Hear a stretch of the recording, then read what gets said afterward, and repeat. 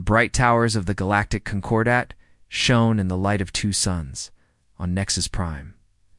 For 300 years, peace had ruled the galaxy.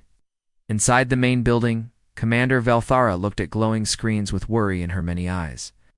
"Humans are spreading too fast," she said to her helper, a bug-like creature called Zilmoth. The numbers showed human settlements growing across 17 star systems in just 10 years.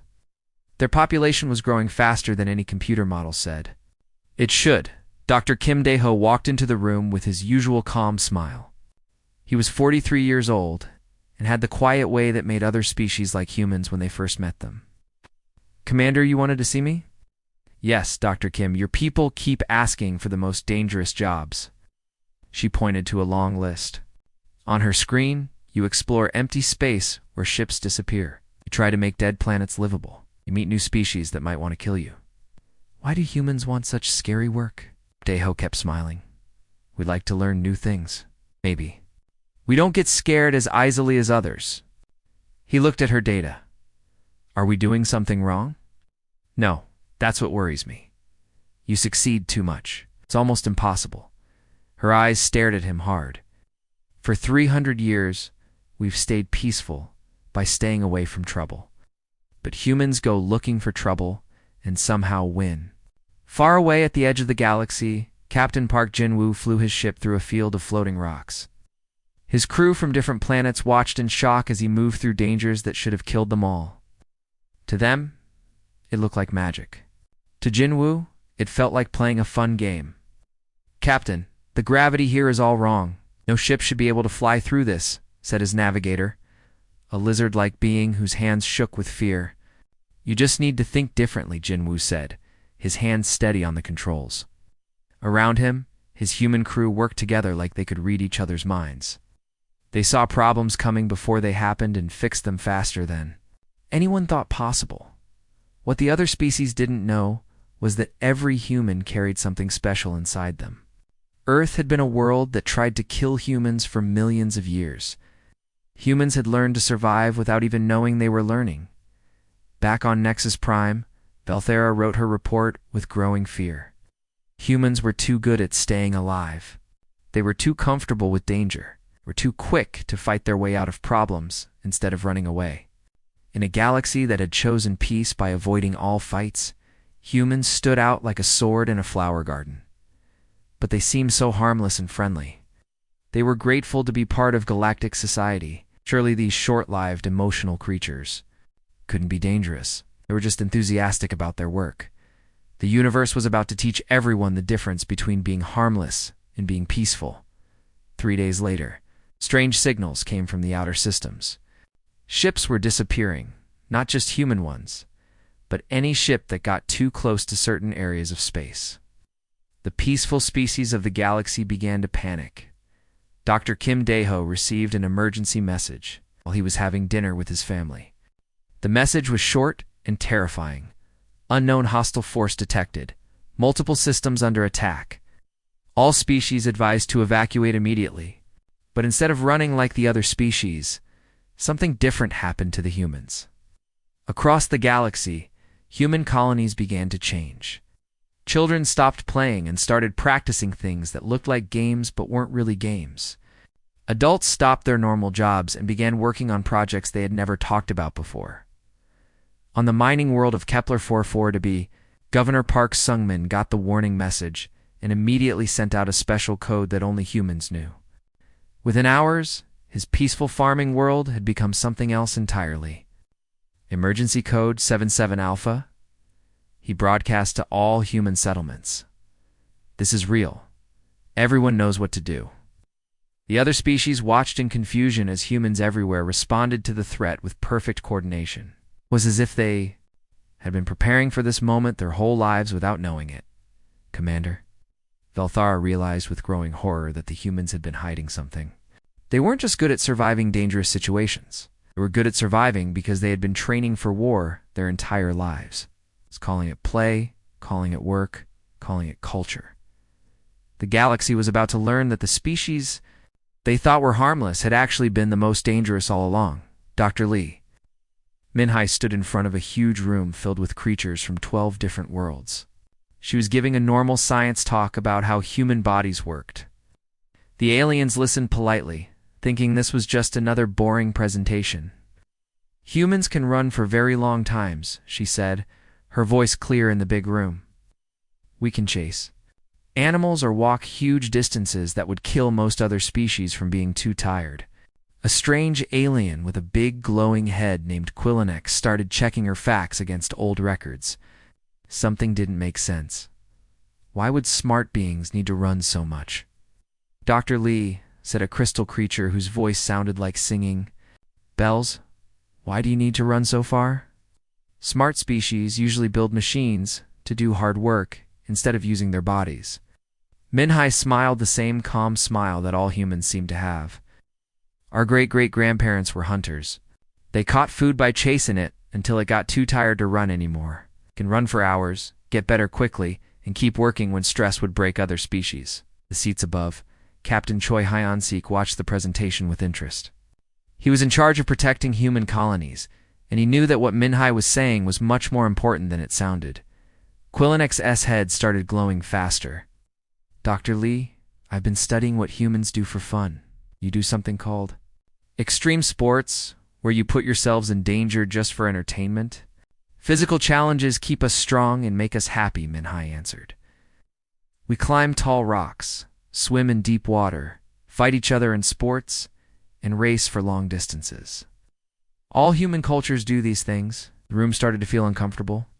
Commander Valthera, the military leader, moved forward in her seat.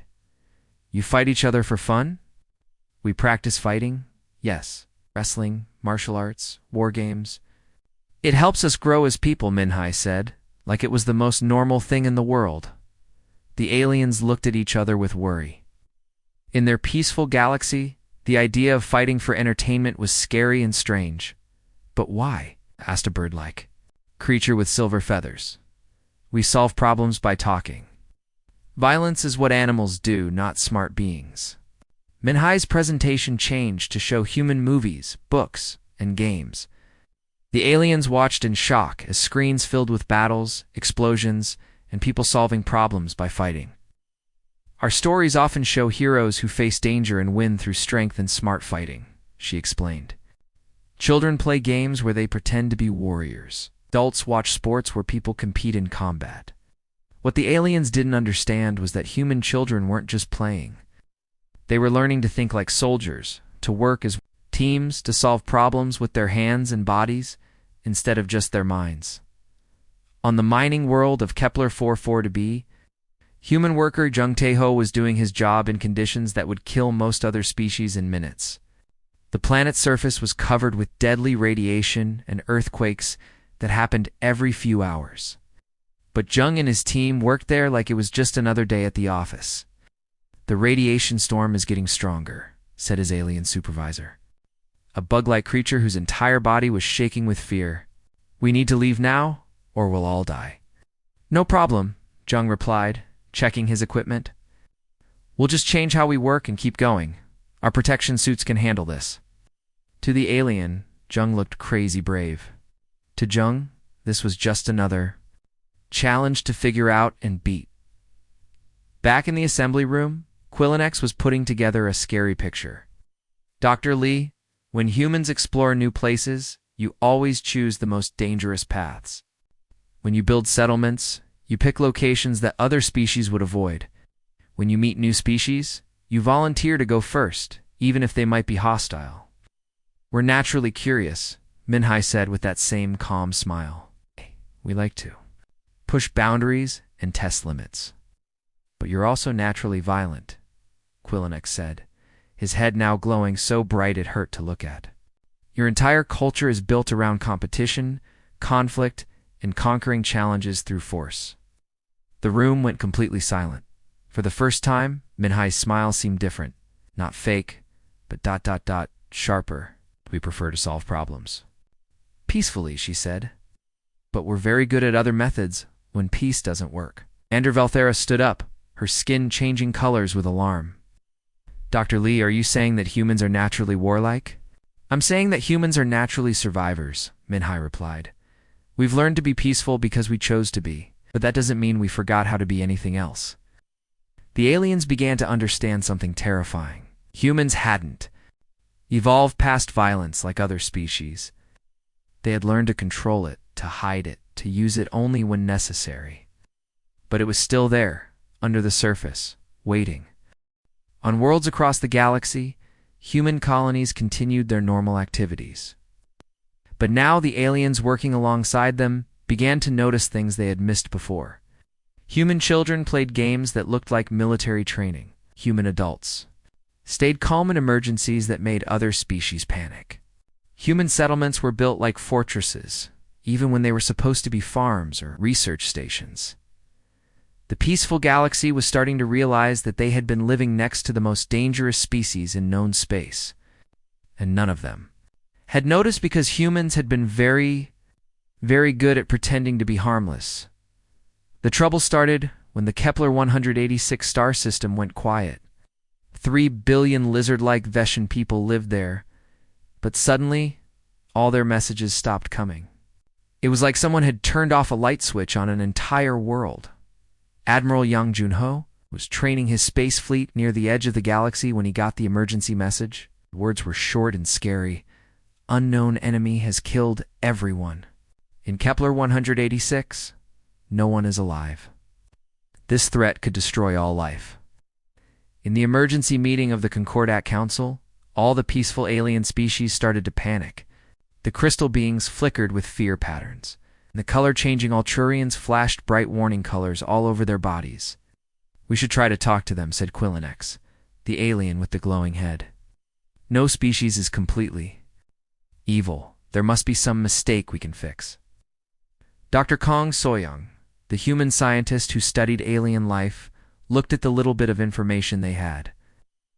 "The energy readings don't match anything we know. Whatever did this isn't alive like us." 12 hours later, they found out what was coming. The Concordat sent a peaceful ship called the Harmony's Voice to try talking to the mysterious attackers. The ship sent messages for exactly 17 seconds before it was torn apart piece by piece. The crew was turned into basic materials while their screams for help still echoed through space. Commander Valthera's voice shook as she told everyone what they had learned. They're machines. They make copies of themselves, they learn and change, and they hate all living things. They don't want to talk. They just eat everything they find and turn it into more machines. The Devourers didn't care about peace talks or finding middle ground. They thought all living things were dirty and needed to be cleaned up, and they had the weapons to do it fast and completely. On the human colony world of New Busan, Governor Park Seung-min got the emergency message and immediately did something that shocked the aliens living there. He sent out a special code that only humans knew. Emergency Code 77 Alpha. He broadcast to all human settlements. "This is real. Everyone knows what to do." Within minutes, the peaceful farm world began to change. Schools became places where people learned to fight. Factories that made tractors started making weapons instead. Transport ships that carried food suddenly showed hidden armor and guns. The aliens living on human worlds watched in amazement and fear as their human neighbors transformed right in front of their eyes. Children who had been playing in parks yesterday were now carrying ammunition to gun positions. Old people who had seemed weak were showing they knew how to build defensive walls. Captain Lim Haewon watched from her command center as her normal population became a military force. "Sir," reported her helper, Lieutenant Ju Youngman, "all human colonies are ready to fight. Time to complete preparation, 36 hours. The other species watched in horror as humanity showed what they really were. Every human had been getting ready for this moment their whole lives without knowing it. Their games were actually military training. Their sports were practice for combat. Their movies and books were teaching them how to think like warriors. What the galaxy had thought was primitive aggression was actually the most advanced military culture in known space. Humanity hadn't learned to fight when the crisis came. They had learned to pretend they weren't fighters. On the mining world of Kepler 44 to be a mender, Seo Tycoon got the warning about the Devourers and made a decision that seemed crazy to everyone else. Instead of running away like the other species, he ordered his workers to go deeper into the dangerous mines. "We're not leaving," he told his mixed crew of humans and aliens. "We're going to change our work. Every tunnel becomes a trap. Every digging site becomes a place to ambush the enemy. We're going to make this planet too expensive for them to take." The bug-like alien supervisor Zilmoth watched in fascination. As human miners turned their digging equipment into weapons of war, explosives for breaking rocks became bombs for destroying enemies. Ow. Protective suits for working in dangerous conditions became armor for fighting. Commander Zilmoth clicked nervously. "Your people seem almost happy about this situation." Sio. Taikung's smile was like a predator showing its teeth. "We've been getting ready for this war our whole evolution. We just didn't know it." Admiral Yang Junho spoke to all the combined fleets of the peaceful galaxy, his voice carrying the calm authority of someone who had trained for this moment without knowing it.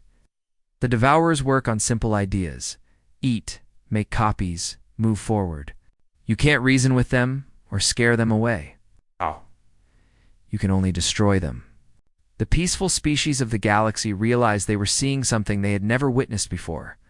A species that looked at extinction-level threats not as disasters to run from, but as problems to solve through organized violence. Across the galaxy, human colonies that had seemed like normal farming and research worlds revealed their true nature. Hidden weapons appeared. Defensive positions that had been disguised as regular buildings activated. Citizens who had seemed like ordinary people showed they had been soldiers all along. The war that would change everything had begun. And humanity was no longer pretending to be something they weren't. The Battle of Proxima Centauri was when the galaxy finally understood what humans really were. Admiral Yang Junho's space fleet was facing enemy machines that outnumbered them 3-1. His plan was so crazy that every peaceful species thought he had lost his mind. "All ships, get ready for Maneuver Omega," he said calmly, even though they were about to die. "We're going to use the star." Act. Captain Ko Yunji was commanding the destroyer, Soul's Vengeance. She could feel her crew getting excited instead of scared. Around them, the Devourer machines moved forward in perfect lines, their computer brains calculating the best ways to kill the humans. Admiral, flying into the stars. "Fire will destroy our protective shields," warned the alien tactical officer, his skin flashing with panic colors. "Not right away," Yang replied. "We'll have about 4 minutes before our ships break down. That's enough time." The human fleet flew straight into the star's outer fire, using the deadly plasma as both a hiding place and a weapon. The followed them, their programming unable to understand why any living thing would deliberately fly into something that would kill them. Lieutenant Commander. Bajinsu watched from the Inshin rising as the enemy formation started falling apart. Their protective shields can't handle the star's radiation and our weapons at the same time. They're breaking down. It was a victory that killed 60% of the human fleet, but it showed something that made the galaxy's peaceful species feel cold with fear. Humans didn't just fight to stay alive. They fought to win, no matter what it cost them. On the fortress world of Kepler-4, for to be, Commander Seo Taekyung faced a different, impossible situation. The Devourers had landed a huge factory and started turning the planet's resources into more machines. Normal military rules said everyone should run away. Instead, Taekyung ordered his miners to go deeper into the ground. "We're not leaving this place," he told his mixed crew of humans and aliens. "We're changing our job. Every tunnel becomes a trap. Every digging site becomes a place to attack the enemy. We're going to make this planet too expensive for them to keep." The bug-like alien supervisor, Zilmoth, watched in amazement as human miners turned their work equipment into weapons of war. Explosives for breaking rocks became bombs for destroying enemies. Mining suits became battle armor. The humans didn't just adapt to the new situation. They seemed to enjoy it. Commander Zilmoth clicked nervously. "Your people seem almost happy about fighting." Seo Taekyung's smile was like a wolf, showing its teeth. "We've been preparing for this war our entire evolution. We just didn't know it. The siege of Kepler-4 to be lasted 6 months. The Devourers could have burned the planet from space, but their programming made them want to process resources efficiently. Instead, they found themselves fighting a guerrilla war against an enemy that used the planet's deadly environment as a weapon. Dr. Kang So-young is now working as the galaxy's expert on biological warfare, studied reports from human combat zones. With growing unease, "They're not just fighting the Devourers," she reported to the Emergency Council. "They're hunting them." The evidence was overwhelming. Human forces didn't just defend their positions. They tracked individual Devourer units across star systems, learning their patterns, predicting their movements, and destroying them with systematic efficiency. "The humans have developed weapons that specifically target Devourer neural networks," reported Quillinex, his glowing head dim with exhaustion. "They're not just stopping the invasion. They're studying it, learning from it, and turning it against itself." On the ice world of Hoth 7, Captain Park Ji-hoon led a small team of human soldiers against a Devourer processing station. The temperature was so cold that most species would freeze to death in minutes. But the humans moved through the environment like it was their natural home. "The machines are adapting to our tactics," reported Sergeant Kim Minesio, her breath forming clouds in the freezing air. "They're learning to counter our attacks." "Then we'll learn faster," Park replied, checking his weapon. "That's what we do." The human team used the ice storm as cover, turning the planet's deadly weather into an advantage. They moved like ghosts through the blizzard, striking at the Devourers and disappearing before the machines could respond. Admiral Yang Jun-ho's final gambit came at the Battle of the Void Gate, where the Devourer's main manufacturing facility hung in the darkness between galaxies. His fleet was outnumbered 50-1, facing enemies that had learned to counter every human tactic. "All ships, prepare for Emergency Protocol 0, he commanded. "We're going to ram the facility," the peaceful species watching from safe distances were horrified as the human fleet accelerated toward certain death. But at the last moment, the ships didn't just crash into the facility. They passed through its shields and exploded from inside. Each ship's reactor core carefully set to create a chain reaction. The Devourer facility and their entire forward manufacturing capacity was destroyed in a single coordinated sacrifice that the peaceful species couldn't understand. Lieutenant Commander Bei Jinsu, one of the few survivors, transmitted the final message: "Target destroyed, mission accomplished. Tell the galaxy, we did what we had to do." Humanity had won the war, but the galaxy realized they had unleashed something that could never be controlled again. The species that had seemed so harmless had revealed themselves to be the most dangerous force in known space, and they had done it to protect everyone else. 6 months after the last Devourer machine was destroyed, the galaxy was trying to figure out how to live with what they had learned. The Concordat Council chambers on Nexus Prime felt tense as representatives from all species gathered for the most important meeting in galactic history. Dr. Lee Min-hai stood before the assembly, but she was no longer the quiet scientist who had given boring talks about human bodies. The war had stripped away her mask, showing the strategic military mind that had always been hidden underneath her peaceful appearance. "The Devourer threat is gone," she announced, her voice carrying the authority of someone who had helped run a galaxy-wide war. "But the galaxy has changed. Can't pretend anymore that threats to our survival don't exist." Commander Valthara, her skin showing complex patterns of respect and fear, asked the question everyone was thinking. "Dr. Lee, your species has shown abilities that worry us. How do we move forward, knowing what humanity can do?" Min-hai's smile was different now. It was still warm, but it had a sharp edge that hadn't been there before. "We've always been able to do this. The only difference is that we don't need to hide it anymore. It's a fact that humanity had been hiding their true nature for 150 years, had broken the galaxy's understanding of their newest members." Admiral Yang Jun-ho, now missing his left arm and half his fleet from the war, gave the other species the explanation they needed. "Earth was never a peaceful world," he told the assembled delegates. "We evolved on a planet that tried to kill us every single day. Our ancestors survived ice ages, volcanic eruptions, deadly diseases, and predators that made the Devourers look simple. We learned to fight because we had no choice." Captain Ko Yoonji, now promoted to Fleet Admiral, continued. the explanation. When we discovered we weren't alone in the galaxy, we found species that had evolved on gentle worlds. On planets that took care of their children instead of trying to kill them. We realized our experiences were unique and potentially scary. Alien mathematician Quillinex, his head patterns now showing deep thought, asked the question everyone was thinking. So you chose to pretend to be something you weren't? We chose to become something we weren't, corrected Dr. Kong Soyoung. Being able to be violent doesn't make us violent. Being able to wage war doesn't make us warlike. We became peaceful because we chose to be, not because we had to be. The distinction was important. The other species had evolved past violence because they had found better ways to solve problems. Humanity had evolved with violence and then chosen to go beyond it while keeping the ability to use it when necessary. Governor Park Sung-min, his colony had become the model for human-alien cooperation during the post-war rebuilding, offered the practical plan for moving forward. We propose a new structure for the Concordat. You provide the wisdom, resources, and technological advancement. We provide the protection, military dictatorship, asked the Crystal Bean representative, its form flickering with concern.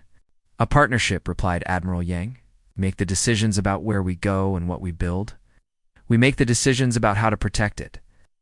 The Devourers won't be the last threat we face.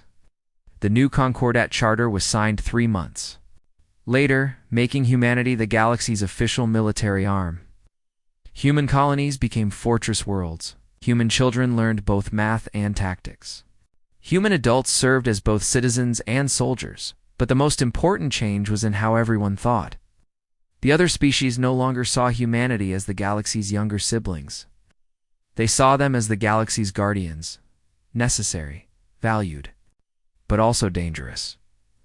On the rebuilt world of New Busan, human children played in parks that were also training grounds. Their games looked innocent to visiting aliens, but every activity was teaching them to think tactically, to work as teams, to solve problems through both intelligence and action. It's remarkable, observed the Decian ambassador, watching Human. Children play a game that looked like tag but was actually teaching them military movement patterns. They're learning to be warriors and citizens at the same time. That's what we've always been, replied Captain Lim Hae-won, now serving as the colony's defense coordinator. We just stopped pretending otherwise. The galaxy's trade routes were now protected by human patrol fleets. Research stations in dangerous sectors were staffed by human teams. First contact missions with unknown species were led by human diplomats, backed by human military forces. But the most important change was that the peaceful species no longer had to worry about defending themselves. They could focus on what they did best: science, art, philosophy, and culture, while humanity handled the violent necessities of cosmic survival. Dr. Lee Min-hai delivered the final address to the Concordat Assembly, her words carrying the weight of a species that had finally revealed its true nature. We've spent our entire existence learning to fight. Now we're learning to fight for others. The galaxy is safer because we're here, but it's also more dangerous because we exist. We are what we've always been: survivors, protectors, and when necessary, destroyers. The only difference is that now the galaxy knows what we are, and we don't have to pretend anymore. The applause that followed was respectful, grateful, and tinged with the understanding that humanity had always been the threat the galaxy might someday need. In the end, the day humanity became feared was the day they stopped being afraid of what they were. The galaxy was safer now, but it would never be the same innocent place it had been before everyone learned what humans really were. Underneath their peaceful smiles,